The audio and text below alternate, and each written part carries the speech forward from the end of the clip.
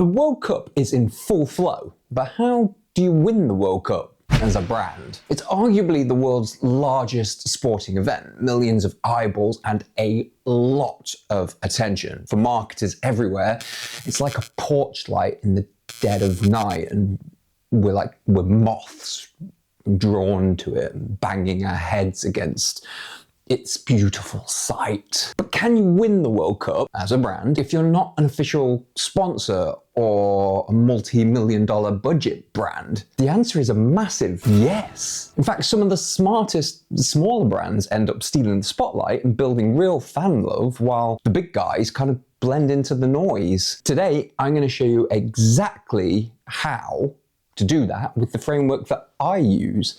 It's simple, psychology-backed, and hopefully full of bits that you can steal and use yourself. Hey, I'm still Simon Llanos, and you can find me over at Vault 7 working with some amazing brands, helping them capitalize on major events, cultural events, sporting events, etc., as I've been doing that for more than a decade.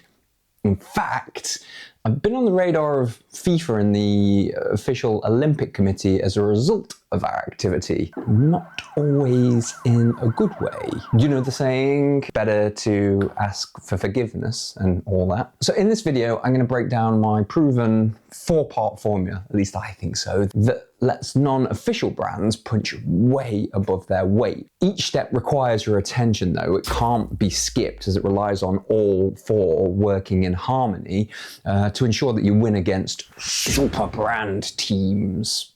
To extend our metaphor, think of it like New Zealand, the lowest ranked team, actually winning the trophy, winning the World Cup.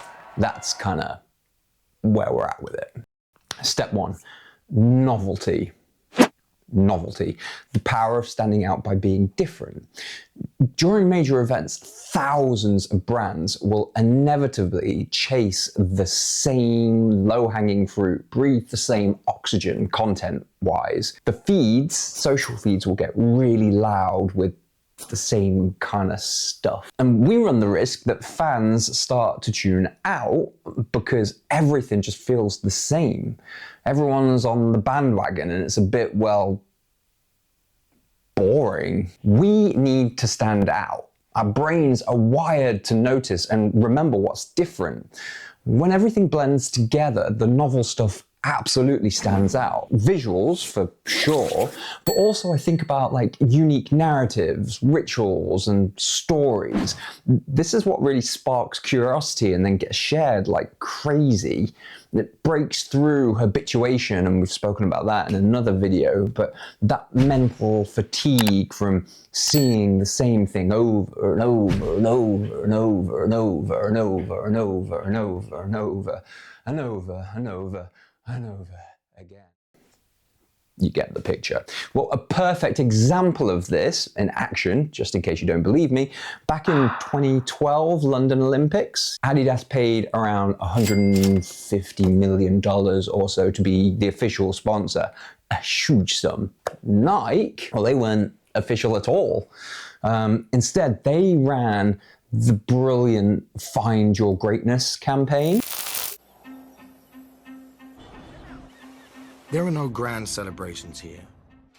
Everyday athletes training in places all over the world, actually called London, but not London, UK. Get it? They creatively hijacked the word and the location London to hijack attention, the event attention.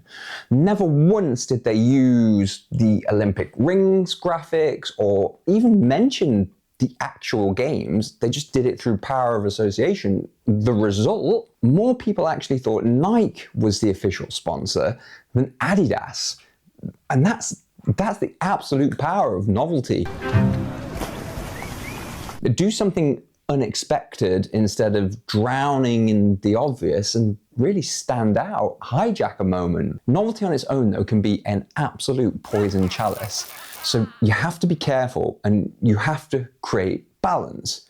So step number 2 comes in to save the day. Find an authentic voice, authenticity. So pair novelty with authenticity, and you've got the makings of an absolutely stellar lineup. World Cup metaphor. Fans are super sensitive to anything that feels forced or salesy, especially especially during something as emotional as the World Cup.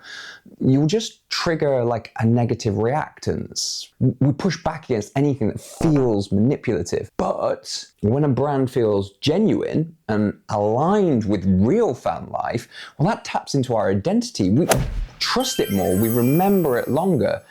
Actually like the brand. So what should you actually do to activate step 1 and step 2? Embrace non-obvious narratives. I guess that's sort of the main thing. Skip generic believe or predictor stuff everyone else is doing. Instead, lean into the quirkier, hidden or surprising sides of the culture, the cultural event, football in this case. Look for projects and stories to spotlight. The ones big sponsors often miss or can't talk about. Make people say, "Oh, that's so me," or "Oh, that's just like so-and-so." This is the sweet spot. Reflect the messy human side of fandom and stand out against polished sameness like that. I'm going to use that term more. I said this was a 4-parter, and it is. Relax. Jeez. It's just that the first 2, novelty and authenticity, kind of go hand in hand for creation. And the next 2, 3 and 4, look more at delivery. So step 3, let's kick off. Another World Cup metaphor with participation. Participation, psychologically, we want to hit social identity theory. It's a fancy way of saying we bond harder or we bond tighter, whatever the phrase is, with groups when we feel like we contribute and belong, like they get us.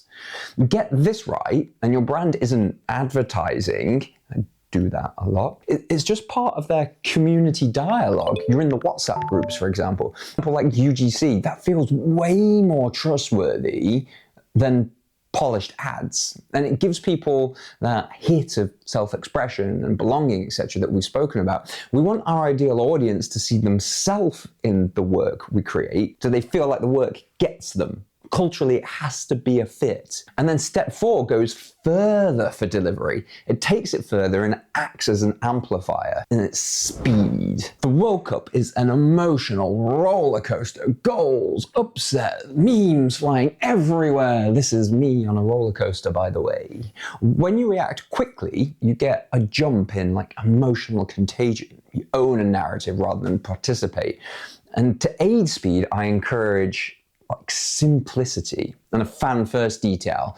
Launch and build rather than like wait for a complete masterpiece. Vault 7, we have a series of pre-prepared campaign opportunities that we offer to brands. They're alongside professional football teams, and they've been pre-approved by fans. We take a lot of the guesswork out in advance by getting as close to damn it believing that they will work. Okay, so with an understanding of these 4 elements, you can start to determine the type of work you need to create to win the World Cup as a brand. Ideally, it's organic and it allows you to move and grow as the competition progresses. Stay true to the equity you're building, but adapt to the narrative of the competition in a novel and really authentic way. Don't force it. When do you actually do this though? If it's me, here's a simple timeline that I would follow that I think works. Start before the competition. A bit late now, competition's in play. Or maybe you're watching this later and England have already won. We can dream. Start early, build authenticity early. Seed your non-obvious narratives, the things that you think you're going to want to talk about. Find and lock in like micro-influencer partners. Stack sentiment through partners, through other work that you're doing, and then tease your UGC. Don't actually give away everything at this point. This plants the seeds so that you feel like part of the culture and the conversation from day one, not a bandwagon jumper. Then activate during the tournament. This is when participation and speed really shine. You feel like you're operating in real time, speaking directly to the culture of the community that matters most to you. Not everyone, just the ones that matter most to you. And then finally have a smart tail-off plan post-competition. Don't just disappear. Keep the goodwill going long after the final whistle. Don't leave your audience that you've built and engaged with standing around in the terraces or on the stands, the metaphor, wondering, like, where did you go? Take them with you into another communication flow. So there you have it, really. That's pretty much it. Like a complete framework to win the World Cup as a brand. Or really any major cultural event you can tie into without official rights or massive budget.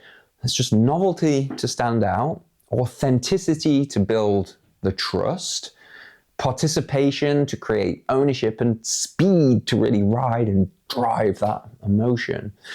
Put these four together and you'll get seen, remembered, shared, loved, all the good stuff that us marketers want from a major event like that. Remember the porch light, banging our heads against it.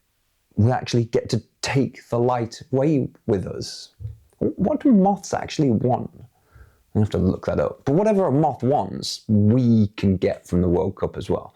Anyway, side note. So maybe like this video if that's helped. Subscribe for more awful metaphor, moth-related marketing breakdowns. Go win the World Cup the brand way. Until next time, a pleasure.